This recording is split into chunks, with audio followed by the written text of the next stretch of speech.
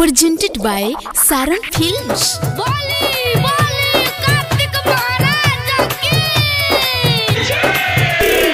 DJ Rupesh Bhelwa.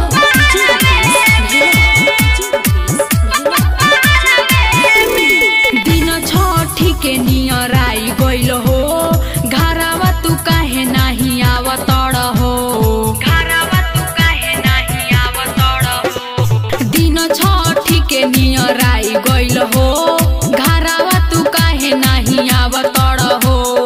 आज लेना कोइनी हम कवन बरत, दिन बीत गइल चूल्हा चौका करत, अरे माई के घरवे में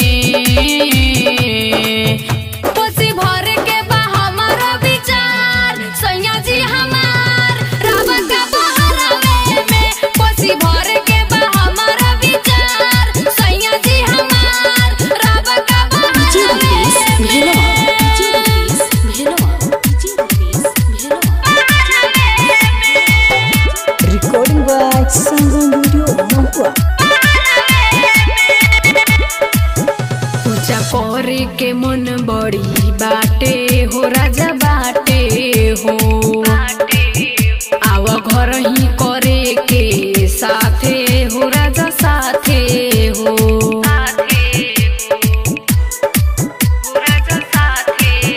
पूजा करे के मन बड़ी बाटे हो, राजा बाटे हो, आव घर ही करे के साथे हो, राजा साथे हो।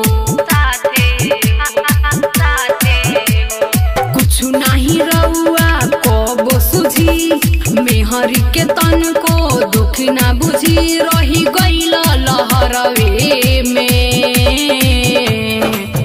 कोसी भरे के बा हमारा विचार, पिया जी हमार रबा का बहरवे में। कोसी भरे के बा हमारा विचार, पिया जी हमार रबा का बहरवे में।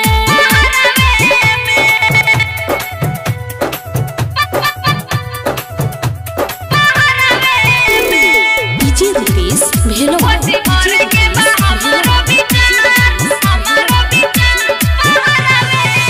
सैया शिशिर घरे अइह हो, राजा अइह हो, रिया के तुलल सा पुरइह हो, पुरइह हो,